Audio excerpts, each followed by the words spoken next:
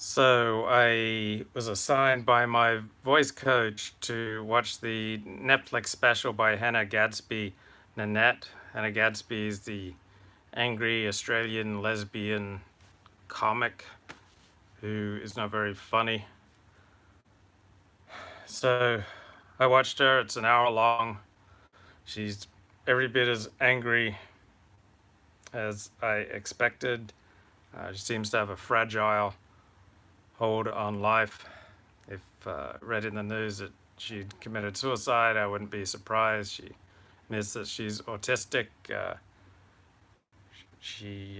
Yeah, very very messed up her own by her own story.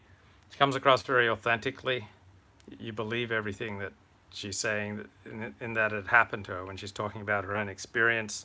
Thought she was very intelligent, so I see why she has a devoted following. I did feel empathy for her. It sounded like her life was a living hell.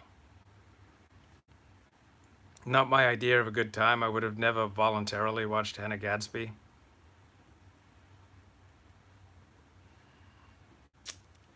She was very good at articulating typical reactions to what she's saying, so I thought that was a powerful communication tool where you're able to articulate what the other person is thinking and feeling.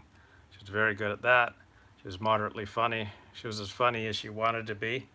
She talked about how she didn't want to do self-deprecating humor anymore. She didn't want to do comedy anymore because it was just too painful. And surprise, surprise, she thought that the main thing wrong with the world was white men. So closed her show giving some very strong admonitions to white men. So would have had more empathy if she didn't want to blame my group for most of her problems. I would never voluntarily allow such a person in my life. I don't want to have people in my life whose hold on life is very fragile, who you can see you're frequently thinking about suicide. I don't want those people in my life. I don't want people in my life who think that most of their problems are caused by people outside of them. I certainly don't want people in my life who think that most of their problems are caused by my group, white men. So she did a powerful show. I can see why the elite love her. She was smart. She was very authentic. She was believable when she was sharing her story. And she had some pretty sharp observations. It reminded me a little bit of the movie Thelma and Louise, which was kind of painful for a man to watch.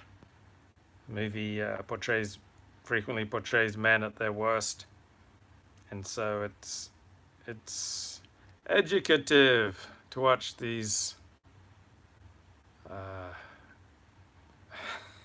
these angry feminists, angry lesbians. And David Shalit says in the chat, "I'm happy to have people in my life who blame Jews for all their problems." No, I would never allow someone in my life who blames Jews for all their problems, and I would severely limit their appearances on my show. So yeah, which movies portray women at their worst?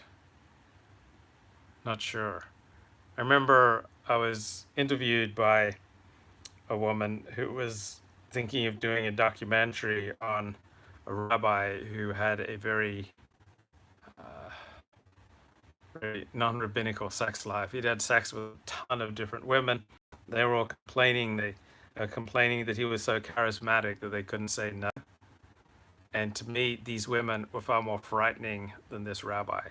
That, that they thought he was entirely responsible for their sexual interactions, that they lacked the ability to say no to a rabbi with charisma, that they were unwilling to take responsibility for their own choices, that they deliberately said that they lacked moral agency.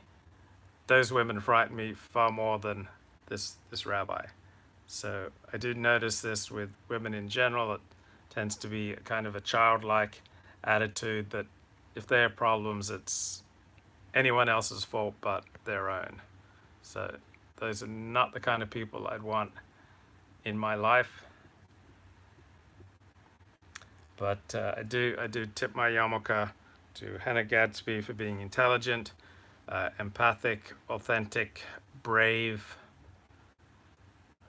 and having a lot of sharp observations about life. Blessings.